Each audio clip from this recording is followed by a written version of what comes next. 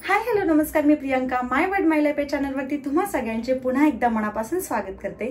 तर आजच्या व्हिडिओमध्ये आपण बघणार आहोत फुलणाऱ्या साड्या म्हणजेच टिश्यू सिल्क साड्या किंवा इतर कोणत्याही फुलणाऱ्या साड्या अगदी टापटीप पद्धतीने कशा नेसायच्या।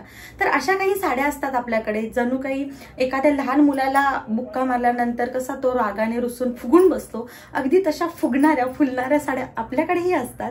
आणि त्या साड्यांना वळणीवर आणायचं कसं, म्हणजेच त्यांना टापटीप पद्धतीने नेसायचं कसं हे आपल्या हातात असतं। तर त्यासाठीच्याच काही टिप्स आणि ट्रिक्स आजच्या व्हिडिओमध्ये मी तुमच्यासोबत शेअर करणार आहे। सो व्हिडिओ कुठेही स्किप न करता व्हिडिओ शेवटपर्यंत पहा।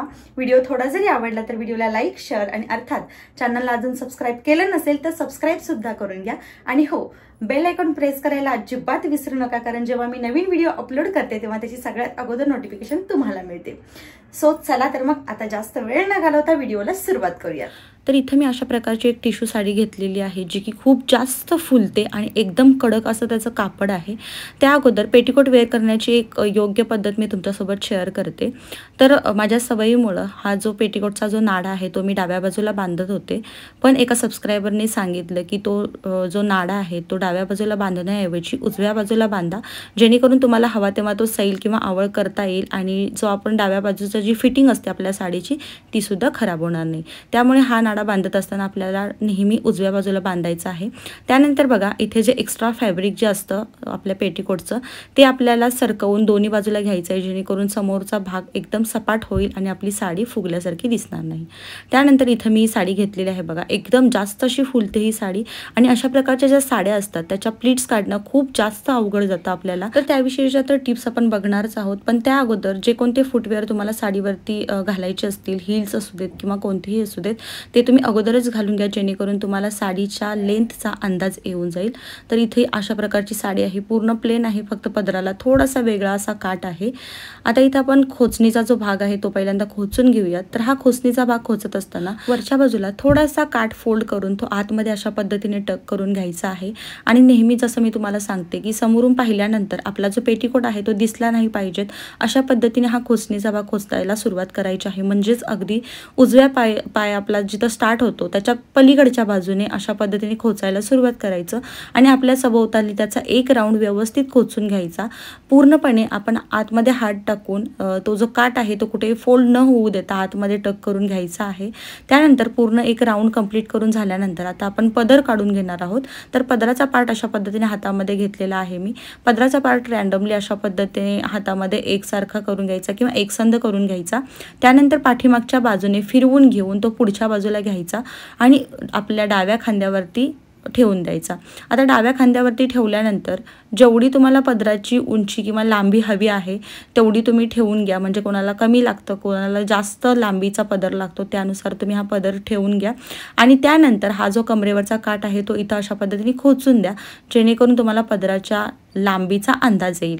आता पदराचा मेजरमेंट तर आपल्याला भेटलेला आहे, तर आता पदराच्या प्लीट्स काढून घेऊयात। तर त्यासाठी पदराचा जो समोरचा पार्ट आहे तो मी अशा पद्धतीने फोल्ड करून घेतलेला आहे। आता जिथून आपण पदर फोल्ड केलेला आहे तिथूनच आपल्याला या पदराच्या प्लीट्स काढायला सुरुवात करायचं आहे। तर जशा आपण नेरी प्लीट्स काढतो अगदी तशाच पद्धतीने या पदराच्या सुद्धा प्लीट्स काढून घ्यायच्या आहेत। जेवढ्या रुंदीच्या तुम्हाला हव्या असतील, म्हणजे कमी किंवा जास्त, तेवढ्या रुंदीच्या तुम्ही काढू शकता। इथे मी काठाच्याच मापाच्या काढलेल्या आहेत। आता या प्लीट्स काढून झाल्यानंतर आपला जो डावा हात आहे प्लीट्स पकडलेला तो बाहेर काढून घ्यायचा आणि त्याच हाताने आपल्याला या ज्या प्लीट्स आहेत त्या व्यवस्थित अशा अरेंज करून घ्यायच्या आहेत। डाव्या हातामध्ये अरेंज केलेल्या प्लीट्स पकडून त्या वरच्या बाजूला घेऊन जायच्या आहेत आणि उजव्या हाताने जेवढ्या लांबीचा पदर आपल्याला हवा आहे किंवा जेवढा आपण मेजरमेंट घेतलेला आहे तिथपर्यंत पदर पकडून तिथं सुद्धा आपल्याला या प्लीट्स व्यवस्थित करून घ्यायच्या। आता थोडासा पदर झटकून घ्यायचा, जेणेकरून आपण फोल्ड केलेला जो पार्ट आहे तो बाहेर निघेल आणि आपला पदर इथं आपल्याला मिळेल। आता थोडासा ना गुडघ्यावरती अशा पद्धतीने रफ करायचा हा पदर, जेणेकरून तो व्यवस्थित असा प्रेस केल्यासारखा बसेल। आता पदर खांद्यावरती टाकून जिथं आपण पदराचं मेजरमेंट घेतलेलं होतं तिथं डायरेक्टली पदराला अशा पद्धतीने पिन लावून घ्यायची। आपल्या ब्लाऊजला अटॅच न करता फक्त आणि फक्त पदराला म्हणजे साडीलाच ती पिन लावून घ्यायची आहे। आता जिथं आपण साडीला पिन लावून घेतलेली होती किंवा पदराला पिन लावून घेतलेली होती त्याच्या वरच्या बाजूला थोडंसं अंतर ठेवून तिथं अजून एक पिन आपल्याला लावून घ्यायची आहे। आता ती पिन का लावायची हे तुम्हाला मी पुढे सांगते। आता हा पदर आपण अशा पद्धतीने सेट करणार आहोत, तेव्हा आपल्याला पाठीमागे इथं बऱ्याचदा पिन लावावे लागते। ज्या फुलणाऱ्या साड्या आहेत आहेत त्यांचा पदर पाठीमागे खूपच जास्त फुलतो आणि तो फुलला जाऊ नये यासाठी आपल्याला पाठीमागे पिन लावावी लागते आणि तिथपर्यंत आपला हात पोहोचू शकत नाही, त्यासाठी ही ट्रिक आपण वापरू शकतो। तर आता इथे पदर जो आहे तो आपण कुठेही ब्लाऊजला अटॅच केलेला नाहीये, त्यामुळे हा असाच उचलायचा आणि उजव्या बाजूला अशा पद्धतीने पुढच्या बाजूला घ्यायचा आणि आता जो खालचा पदर आहे तो हाताने व्यवस्थित करत करत त्याला थोडं थोडं प्रेस करत अगदी शेवटापर्यंत त्याला प्रेस करून घ्यायचं। लागलंच तर खालच्या बाजूला थोडंसं रोल करून तिथे सुद्धा प्रेस करून घ्यायचं आणि आता इथे तुम्ही बघू शकाल आपला जो पदर आहे तो एकदम प्रेस केल्यासारखा झालेला आहे। आता तुम्ही हा पदर खांद्यावरती टाका आणि बघा आता जो पाठीमागचा पदर आहे तो जास्त आपला फुलला जाणार नाही। त्यानंतर हा जो समोरचा छातीवरचा जो पार्ट आहे तो सुद्धा हाताने व्यवस्थित करून घ्यायचा। त्यानंतर वरच्या बाजूचा जो काट आहे तो व्यवस्थित असा खेचून एकदम टाईटली, म्हणजे जेवढा तुम्हाला इथं खेचून टाईट करून घ्यायचा आहे तितका तुम्ही आधीच करून घ्या आणि त्यानंतर इथे पाठीमागून अशा पद्धतीने डाव्या बाजूच्या कमरेवरती हा जो पार्ट आहे किंवा हा जो काट आहे तो आपल्याला खेचून पुढच्या बाजूला घ्यायचा आहे आणि इथं आपल्याला सेंटरला किंवा थोडंसं उजव्या बाजूला वरच्या बाजूनेच एखादी सेफ्टी पिन लावून घ्यायची आहे आणि इथं बघू शकाल तुम्ही आपला जो काट आहे तो आपला सेट करून झालेला आहे। त्यानंतर आता प्लीट्स काढून घेऊयात। तर इथं प्लीट्स काढत असताना आपण नॉर्मली कशा काढतो, वरच्या बाजूने अशा पद्धतीने या प्लीट्स काढतो, पण स्पेशली अशा ज्या फुलणाऱ्या साड्या असतात ना तर त्याचा जेव्हा आपण निऱ्या काढतो तेव्हा खालून असा काहीसा भाग आपल्याला फुललेला दिसतो, म्हणजे नीटशा निऱ्या दिसत नाहीत, प्लीट्स दिसत नाहीत। तर अशा प्लीट्स न काढता ज्या फुलणाऱ्या साड्या आहेत त्याच्या आपण वेगळ्या पद्धतीने प्लीट्स काढणार आहोत। तर इथं बघा एकच मोठी अशी प्लीट मी काढून घेतलेली आहे एकदम खालीपर्यंत आणि आता ही प्लीट आपल्याला अशीच तात्पुरती खोचून घ्यायची आहे आणि ही जी सरळ रेषेत जी प्लीट खालीपर्यंत गेलेली आहे तिथला जो पार्ट आहे तो अशा पद्धतीने हातामध्ये पकडून घ्यायचा आणि त्या निरी प्लीट पासून डाव्या बाजूला जेवढं लूज फॅब्रिक आहे खालच्या बाजूला तितक्या सगळ्या फॅब्रिकच्या आपल्याला इथं निऱ्या काढून घ्यायच्या आहेत। इथं व्यवस्थित अशा निऱ्या काढून झाल्यानंतर हातानेच त्या व्यवस्थित अशा अरेंज करून घ्यायच्या आणि तिथं अरेंज करून झाल्यानंतर त्याला एखादी सेफ्टी पिन लावून घ्यायची आहे।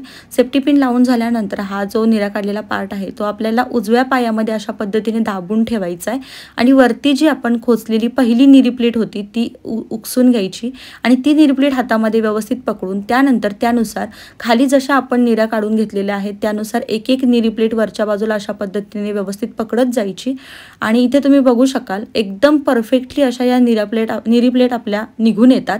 आता इथे निरी प्लेट व्यवस्थित अशा हातामध्ये पकडून झाल्यानंतर वरच्या बाजूने थोडंसं अंतर ठेवून इथे एखादी निरी पिन किंवा मग सेफ्टी पिन आपल्याला लावून घ्यायची आहे। तर इथं माझ्याकडे डिझाईनवाली सेफ्टी पिन आहे तर ती मी वरच्याच बाजूने लावून घेणार आहे। इथं सेफ्टी पिन लावून झाल्यानंतर निऱ्या ज्या आहेत त्या हातानेच व्यवस्थित प्रेस करून घ्यायच्या, कारण की अशा पद्धतीच्या ज्या टिश्यू साड्या असतात ना त्याला थोडं जरी प्रेस केलं तरी छान प्रेस केल्यासारख्या साड्या दिसतात, त्यामुळे होता होईल तेवढं प्रेस करून घ्यायचं आणि त्यानंतर पायामध्ये दाबून ठेवलेल्या ज्या प्लीट्स आहेत त्या सोडून घ्यायच्या आणि आता वरच्या बाजूच्या प्लीट्स हाताने व्यवस्थित करून त्या अगदी सेंटरला अशा पद्धतीने आतमध्ये टक करून घ्यायच्या।